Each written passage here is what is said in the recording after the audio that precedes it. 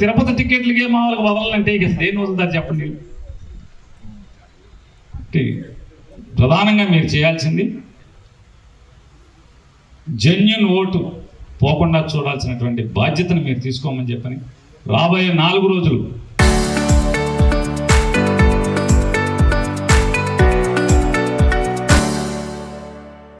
మ్యాపింగ్లో అంటే ఆ బిఎల్ఓ గారి ఫోన్లోనే మ్యాపింగ్ చేయడానికి శాయశక్తుల కృషి చేయమని చెప్పని మరొకసారి మీ అందరికీ విజ్ఞప్తి చేస్తూ, సింహాద్రి రమేష్ గారు మళ్ళీ వారే పోటీ చేస్తారు.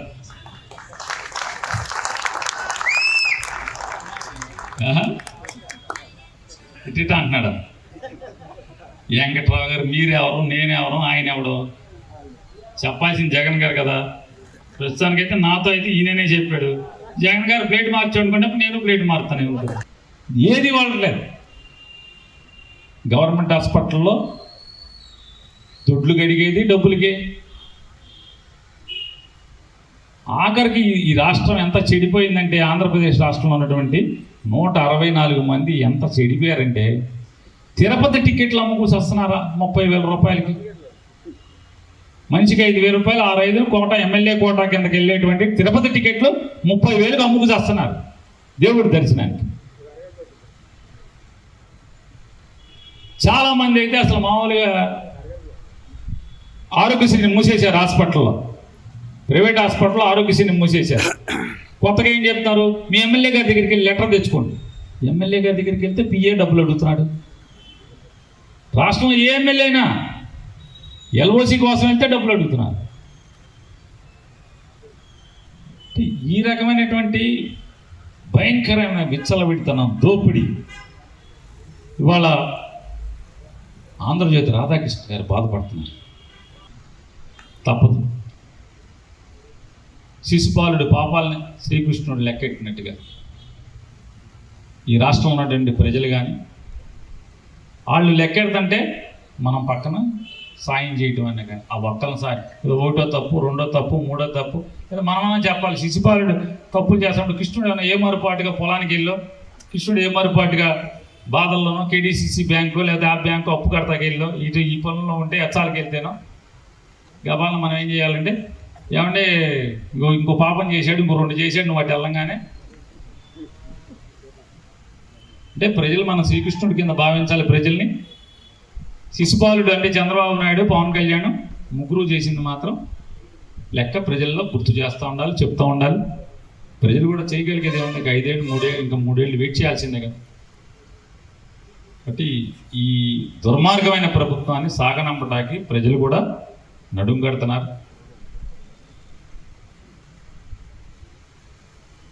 మనం కూడా ఒక సుపరిణామం మనకేం కనపడుతుందంటే, అమెరికాలో, కెనడాలో చంద్రబాబు నాయుడు గారి చుట్టాలు, పవన్ కళ్యాణ్ గారి చుట్టాలు, అంటే మన చుట్టాలు అందరూ కలిసి చాలామంది అక్కడ ఉన్నవాళ్ళు ఏం చేశారంటే, అక్కడి నుంచి ఇంటికి ఒక $5 $10 పోగేయటం, మొన్న ఎలక్షన్కి వచ్చేసేయటం, మన హైదరాబాదు, బెంగళూరు, మెడ్రాస్ అన్ని చోట్ల బస్సులు పెడతాం, అక్కడి నుంచి ఇక్కడికి వాటర్లు తీసుకురావటం, వాళ్ళే జీడిపప్పు వేసి ఉప్మా వండేసేయటం. పొద్దున్నే 7ంటికి ఎలక్షన్ అయితే 5ంటికి ఉప్మా వేసి రెడీగా కూర్చుంటారు. ఏంటంటే అమెరికా నుంచి వచ్చాడు, ఈసారి మనం ఏం చేయాల్సిందే, కూటమికి ఏం చేయాల్సిందే. ఇప్పుడు ఫస్ట్ ఎవరయ్యా అంటే 6 అటు చంద్రబాబు నాయుడు గారి చుట్టాలు కానీ, ఇది మన చుట్టాలు కానీ అందరూ ప్రశ్న ఏంటంటే, ఈసారి ఎవడగాడి కాముగా ఎవడూళ్ళో డల్లాసులు ఆళ్ళు, కెనడాలో ఆడు, ఎవడ పని ఆడు, ఎవడి గోళ్ళు వాళ్ళు ఉన్నారు, పరిస్థితులు ఉన్నారు. ఏంటి అంటే పరిస్థితి బయటికి చెప్పుకోలేరు. మా ప్రభుత్వాన్ని వాళ్ళు చెప్పలేని పరిస్థితులకు వచ్చేసారు. 1 సంవత్సరం క్రితం వరకు మాది ప్రభుత్వం అన్నారు. ఇవాళ పరిస్థితికి వచ్చేప్పటికీ వాళ్ళు ఏఎంఆర్కి డబ్బులు కట్టాల్సిందే. టాటర్ మట్టి వేసుకెళ్ళాలన్నా ఎంఆర్ ఆఫీస్కి వెళ్ళిన వాళ్ళు డబ్బులు కట్టాల్సిందే. ఎంఆర్ ఆఫీసులు కట్టాలి, ఎండిఓ ఆఫీసులు కట్టాలి, ఎక్కడికి వెళ్ళినా పోలీస్ స్టేషన్కి వెళ్ళినా కట్టాల్సిందే. ఎక్కడికి వెళ్ళినా మా ప్రభుత్వం అని, మేదని, జగన్ చంపేయాలని ఒళ్ళు కోసుకుని జేబులో డబ్బులు, ఇంట్లో డబ్బులు మెడలో డబ్బులు, చేతిలో డబ్బు, చేతికి ఉన్నటువంటి గాజుల డబ్బులు, ఆ డబ్బులు, ఈ డబ్బులు పోగేసి విపరీతంగా ఖర్చులు పెట్టినటువంటి వాళ్ళందరూ కూడా ఇవాళ మత్తు ఫుల్గా దిగేసి మజ్జిగ తాగితే అట్లా ఉంటుందో ఫుల్గా అట్లా ఉన్నారు ప్రస్తుతం. కాబట్టి అంటే ఇవన్నీ కూడా ఇప్పుడు తొలకరు వచ్చేప్పుడు చల్ల గాలి వచ్చి మొత్తం వచ్చి ఆ ఫోన్లే మనం దుక్కు పోల్చుకనుకుంటా నాగలి గీగలు సిద్ధం చేసుకుంటాం కదా, విత్తనాలు సిద్ధం చేసుకుంటాం. అట్లాగే ఇప్పుడు ప్రస్తుతం చల్ల గాలి వచ్చే పరిస్థితులు మనకు వాతావరణం కనపడుతుంది. అందరికీ మత్తు దిగిపోయింది. ఎందుకంటే ముందు వీళ్ళ ఆస్తులకే దిక్కులేదు, వీళ్ళ దౌర్జన్యంగా వీళ్ళ ఆస్తులను ఆక్రమించేస్తారు. ఈ అమెరికా వాళ్ళకి, కెనడా వాళ్ళకి అటు చెప్పేవాడు లేడు, పోలీస్ స్టేషన్కి వెళ్తే పలకరించేవాడు లేడు, ఇలా గోడినేవాడు లేడు. లోకేష్ తలుపు తీయడు, పవన్ కళ్యాణ్ తలుపు తీయడు, చంద్రబాబు తలుపు తీయడు. ఎవరికెళ్ళి చెప్పుకుంటారు? కనీసం జగన్ ప్రభుత్వం ఉంటే ఎమ్మెల్యేలకు ఫోన్ చేస్తే ఫోన్ ఎత్తి ఏదో మాట్లాడి సమాధానం ఎవడు కూడా చెప్పేవాడు. ఇప్పుడు ఎమ్మెల్యేలు మాట్లాడేది లేదు.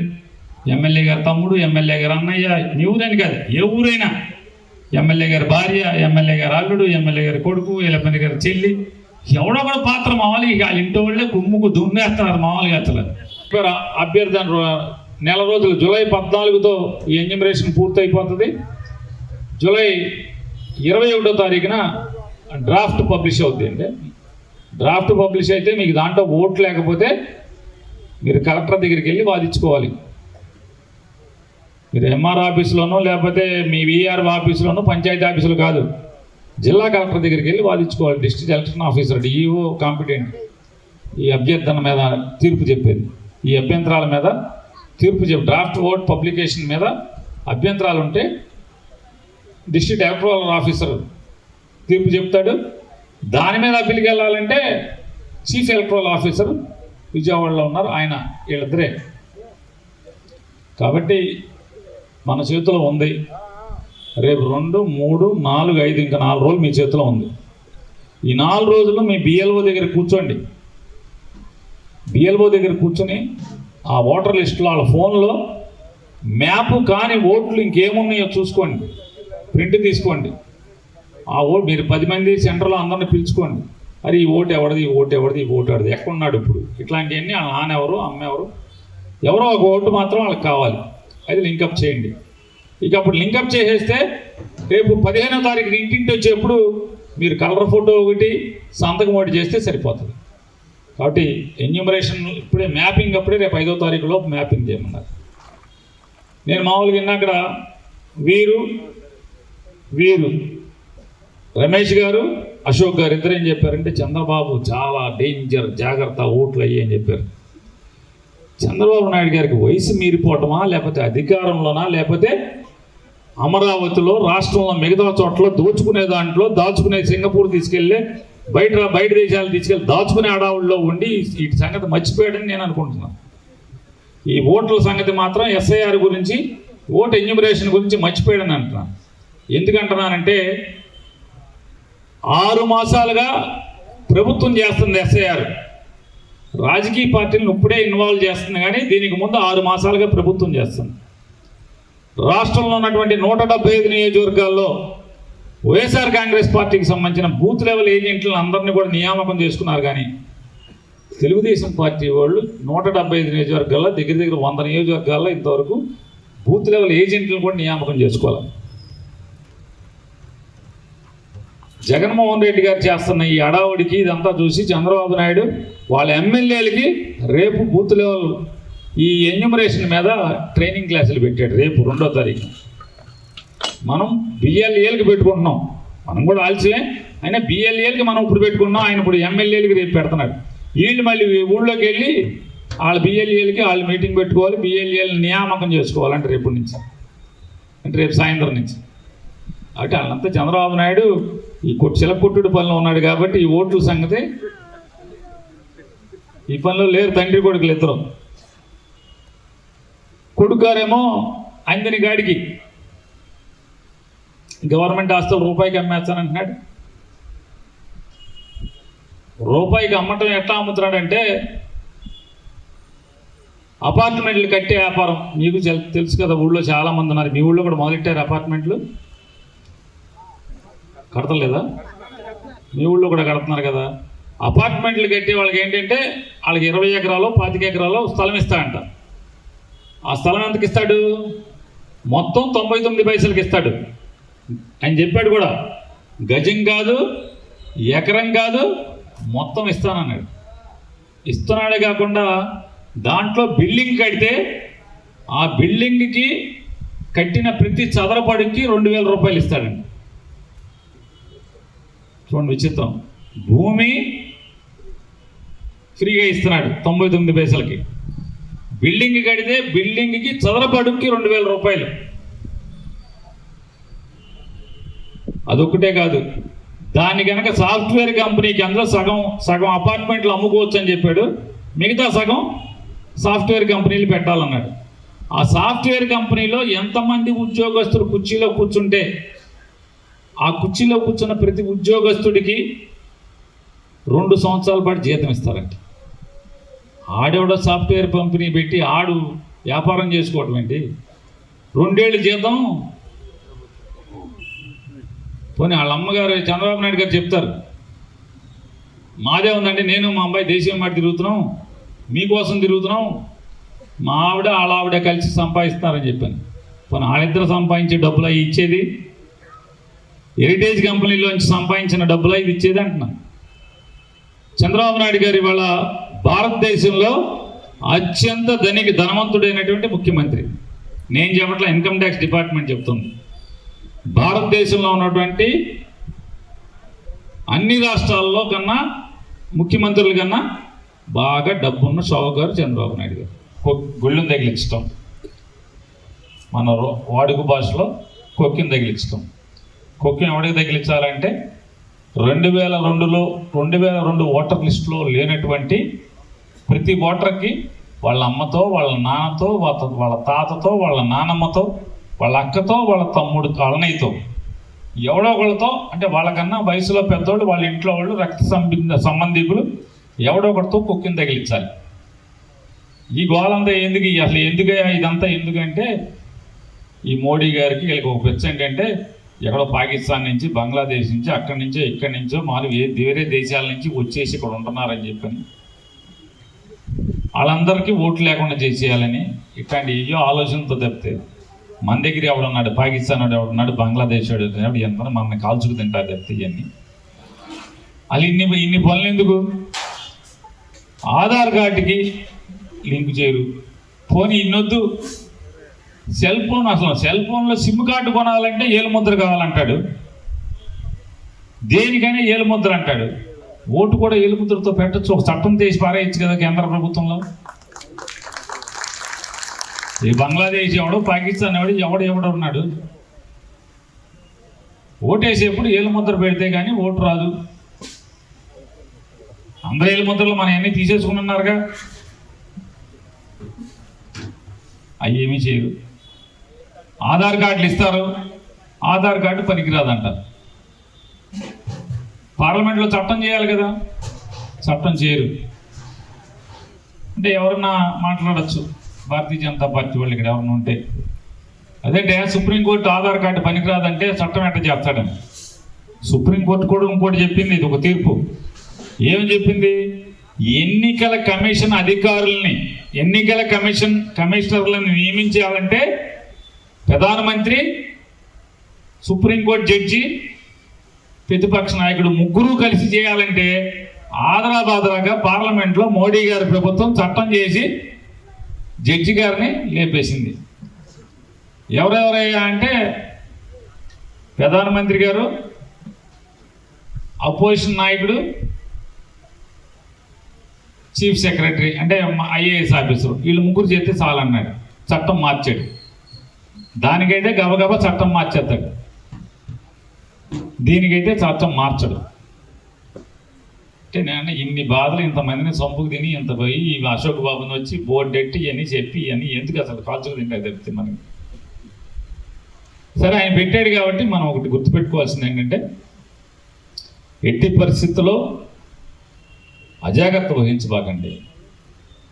రేపు 5వ తారీఖులోపు ఒకసారి మీరు మీ బిఎల్ఓతో కూర్చోండి. ఒకసారి బిఎల్ఏ అందరూ మీరు పంచాయతీ ఆఫీసులో బిఎల్ఓ దగ్గర కూర్చుంటే ఊరికి అసలు మీ కళ్ళతో చూస్తే లిస్టులో ఇప్పటికీ ఆంధ్ర రాష్ట్రంలో 4,16,00,000 ఓట్లు ఉంటే 2,80,00,000 ఓట్లు ఎన్నిటికో మ్యాపింగ్ చేశారు. మిగతా వాటికి మ్యాపింగ్ చేయాలి. 5వ తారీఖు తర్వాత ఏం చేస్తారంటే ఇక మ్యాపింగ్ చేయటం ఆపేస్తారు.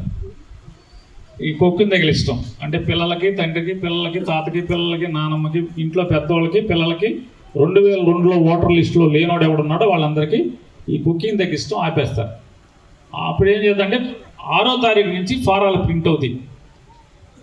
ఈ ఎన్యూమరేషన్ ఫారాలు ప్రింట్ అయ్యేప్పుడు దానిలో ఆల్రెడీ లింక్ కొక్కిని తగిలిచ్చేసాడు అనుకో, ఇతను బిఎల్ఓ ముందే ఫోన్లో యాప్లో తగిలిచ్చేసి ఉంటే కనుక మీరు ఒక ఫోటో, కలర్ ఫోటో, ఓ సంతకం పెడితే సరిపోద్ది. మ్యాపింగ్ అయిపోయినాడు. మ్యాపింగ్ అవనోడు ఉంటే కనుక మీ నాన్నకో, మీ అమ్మకో, అన్నకో, అక్కకో, లేదా తాతకో, నానమ్మకో వాళ్ళ ఓటు ఐడి కార్డు నెంబర్ ఎంతో రాయాలి ఫారం మీద. 2002లో వాళ్ళకున్న ఓటర్ లిస్టులో వాళ్ళ ఓటు నెంబర్ ఎంతో రాయాలి. మీ అడ్రస్ ప్రూఫ్ ఒకటి కావాలి, అంటే నీ నివాస ధ్రువపత్రం ఒకటి కావాలి. నీ వయసు 18 ఏళ్ళు నిండిందని చెప్పిన ధ్రువపత్రం ఒకటి కావాలి. నివాస ధ్రువపత్రం, ఈ ఇంట్లోనే వీడు ఉంటున్నాడని ఏదో ఒక అధికారి ఇచ్చిన ధ్రువపత్రం కావాలి. వయసు 18 ఏళ్ళు నిండింది అని చెప్పని ఆధారం కావాలి. అలాగే ఈడే ఫోటో, మన ఫోటో అంటే ఈడే పేరుని ఆధారం చెప్పేట్టుగా ఆధార్ కార్డు సరిపోద్ది దానికి. సుప్రీంకోర్టు కూడా చెప్పింది. వాస్తవంగా ముందు లేదు, మొన్న బెంగాల్లో ఈ సర్ర జరుగుతున్నప్పుడు, బెంగాల్లో ఎన్యూమరేషన్ జరుగుతున్నప్పుడు సుప్రీంకోర్టు, హైకోర్టు 2 కోర్టులు కూడా ఇచ్చినాయి. ఏమని ఇచ్చిందంటే ఆధార్ కార్డు ఫోటో ఐడి కింద సరిపోతే దాన్ని వాడండి అని చెప్పాను. సో ఇప్పుడు ఆధార్ కార్డుని ఫోటో ఐడి కింద మన ఏజ్, ఇంటి అడ్రస్సు, అలాగే వయసు, ఈ 3 ఇవ్వాలి. ఇంట్లో పాతోళ్ళ ఓటర్ నంబరు కావాలి. ఇవన్నీ పూర్తి చేసి ఇస్తేనే మ్యాపింగ్ అవ్వని వాళ్ళకి ఓటు నిలబడుతుంది. మంత్రులకి చంద్రబాబు అంటే భయం లేదు, ఎమ్మెల్యేలకి భయం లేదు అని బాధపడుతున్నారు. దోపిడీ విచ్చలవిడిగా చేసేస్తున్నారు. నదిలో గండ్రస్కి అమ్మేస్తున్నారు విపరీతంగా. పొలాల్లో మట్టి అమ్మాలంటే కనుక మండలానికి ఒకటికి రేటు పెడుతున్నారు. ఆడి సంవత్సరానికి ఎమ్మెల్యేకి 1 కోటో 2 కోట్లు ఆడివ్వాలి.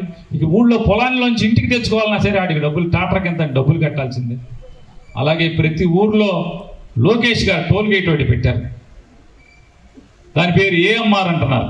అంటే లోకేష్ పేరు బయటికి రాకూడదంట. AMR toll gate. నువ్వు పొలంలోంచి మట్టి తీసుకెళ్లాలన్నా క్యాష్ కట్టాలి. రసీదు ఎవరు మీ ఇష్టం. రాష్ట్రంలో ఉన్నటువంటి 175 నియోజకవర్గాల్లో కూడా, కుప్పం కూడా ఇదే తంతు. ఊళ్ళో పొలంలోంచి ట్రాక్టర్ మట్టి తీసుకెళ్లాలన్నా సరే లోకేష్ ముఠాకి ట్రాక్టర్కి 200 రూపాయలు కట్టకుండా ఎక్కడ వెళ్తుందో మీరు చూసుకోండి. ఏఎంఆర్ అంటారు. ఎవరు ఏఎంఆర్? ఎక్కడ కనపడ్డా మనకి వినపడ్డా. ఏ ఊళ్ళో ఉంటాడు, ఏ పేటలో ఉంటాడు? లోకేష్ ఇంట్లో ఉంటాడు.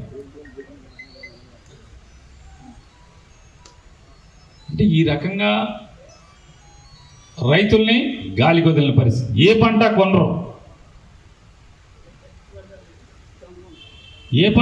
నువ్వు కొంటే కదా గిట్టుబాటు ధర సంగతి దేవుడు ఎరుగు. చంద్రబాబు నాయుడు వచ్చి, పవన్ కళ్యాణ్ వచ్చి ఎవడికయ్యా బాగుందంటే మిల్లు ఉన్నోడికి పండగ రైస్ మిల్లు ఉన్నోడికి. ధాన్యం ఊళ్ళలో ధాన్యం బ్రోకర్లు ఉన్నారు, ధాన్యం బేరగాళ్ళు. సందడి అసలు మామూలుగా ఒకడు ఇప్పుడు సంవత్సరానికి చంద్రబాబు బాగుండాలరా తలొక 5 ఎకరాలు కొనుక్కుంటున్నారు. సంవత్సరం 5 ఎకరాలు 5 ఎకరాలు.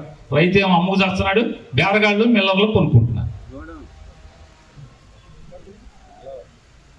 ఇవాళ మీరు ఏది చూసుకున్నా సరే, ఏ పంట చూసుకున్నా, మామిడికాయ నరకయాతం చూస్తున్నారు, జొన్న నరకం చూస్తున్నారు, ధాన్యం మొన్నదాకా మనం చూసాం.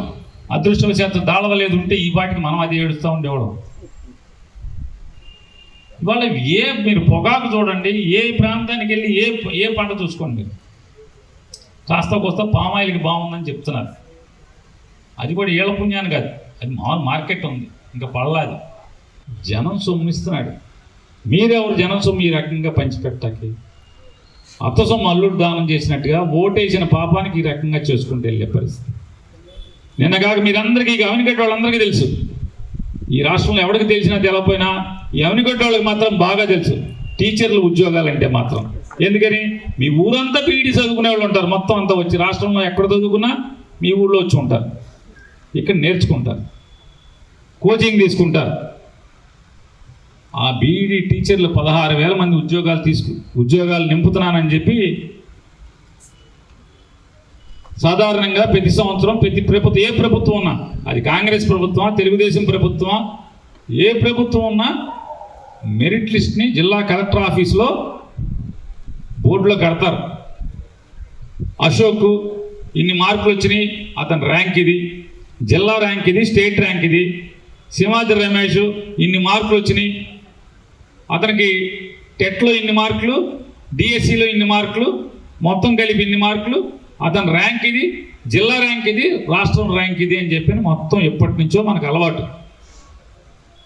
ఈసారి నారా లోకేష్ నాయుడు గారి చిలకొట్టుడు ఎట్లా ఉందంటే, జిల్లా కలెక్టర్ ఆఫీస్ దగ్గర ఎక్కడ లిస్ట్ కట్టరు, ఎక్కడ ఉండవు, ఏముండవు. ఫోన్కి మెసేజ్ వస్తుంట, యు ఆర్ సెలెక్టెడ్. ఇక అది వచ్చుకుని వెళ్ళిపోతే కలెక్టర్ ఆఫీస్కి ఆడికి ఉద్యోగం ఇచ్చేసింది. అంటే ఎంత దోపిడీ చేస్తాం. దీంట్లో ఇంకొక దోపిడీ, స్పోర్ట్స్ కోటా కిందంటే ఆటల్లో నైపుణ్యం ఉన్నటువంటి పిల్లలకి చంద్రబాబు నాయుడు గారు అంటే జగన్మోహన్ రెడ్డి గారు దిగేప్పటికి 2% ఈ పరీక్షల్లో టెట్ పాస్ అయ్యి డిఎస్సి పాస్ అయ్యి క్వాలిఫై అయినటువంటి పిల్లల్లో ఆటల్లో నైపుణ్యం ఉండి ప్రపంచ స్థాయి ఆటో దేశ స్థాయి ఆటలోనో ఏం ఆడుకుంటే సర్టిఫికెట్లు ఉంటే దాన్ని పరిగణలోకి తీసుకుని స్పోర్ట్స్ కోటా కింద ఇస్తారు.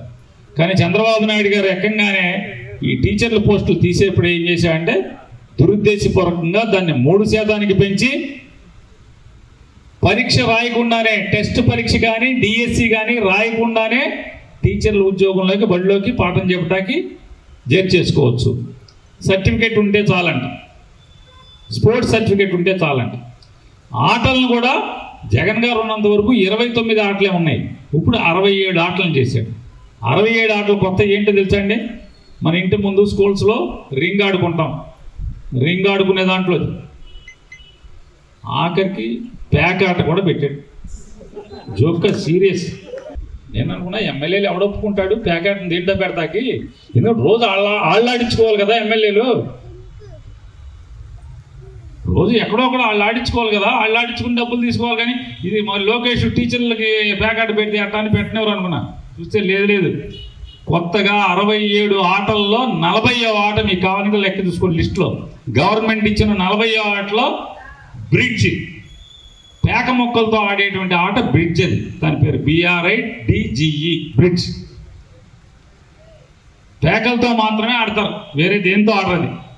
ఇద్దరు కుర్చీ వేసి కూర్చుని మధ్యలో బల్లెట్టుకుని ఇద్దరు మనుషులు ఆడే పేకతో ఆడే ఆటని బ్రిడ్జ్ అంటారు. ఆ బ్రిడ్జ్లో నైపుణ్యం ఉన్నా కూడా టీచర్గా తీసుకున్నారు. తాడు లాక్కునే ఆట, అటు ఇటు ఇద్దరు మనుషులు వచ్చిన తాడు లాక్కుంటే ఆ గీత మధ్యలో గీతకి ఎవడు తాడు దాటైతే దానికి కూడా టీచర్ పోస్ట్ ఇవ్వచ్చు. ఇట్లాంటి 67 ఆటలని ఒంగుళ్ళు, దూకుళ్ళు, ఏ పడితే తొక్కుడు పిల్ల అన్నీ పెట్టాడు. ఇవాళ ఏమంటారు, ఆ మెరిట్ లిస్ట్ మీకు ఎవడ సర్టిఫికెట్తో పెట్టారు, ఏ ఒలింపిక్లోనా నేషనల్ గేమ్స్లోనా ఎవడ ఆటలు పెట్టినాడు అంటే చెప్పడండి, ఎవడు ఏ సర్టిఫికెట్తో ఉద్యోగం తీసుకున్నామంటే చెప్పడండి, స్పోర్ట్స్ కోటాలో ఎవడికి ఇచ్చావు టీచర్ అంటే చెప్పడం. నేను ఇవాళ వెళ్ళి సమాచార హక్కు చట్టం కింద పెట్టేస్తే వెంటనే నేను బయటకు వచ్చిన 1:30కి IAS ఆఫీసర్ మాట్లాడతాడు. మేము పారదర్శకంగా ఉన్నామండి, మేము జాగ్రత్తగానే ఉద్యోగాలు ఇచ్చాం. ఒకవేళ ఆ సర్టిఫికెట్ ఇచ్చినటువంటి సంఘం, ఆటల పోటీల సంఘం ఏమన్నా దొంగదైతే నేనేం చేస్తాం నాకేం తెలియదు. అట్లాంటిది ఏమైనా ఉంటే పట్టరండి, కోర్టుకి వేద్దాం అంటున్నాడు. జనం అంట వీడు ఎవడో దొంగ సర్టిఫికెట్ మనం ఎత్తుక్కుని తేవాలంట, వీడి తేడంట గవర్నమెంట్. ఇన్నాకడే మాట్లాడుతున్నాడు, 5ంటికి IAS ఆఫీసర్.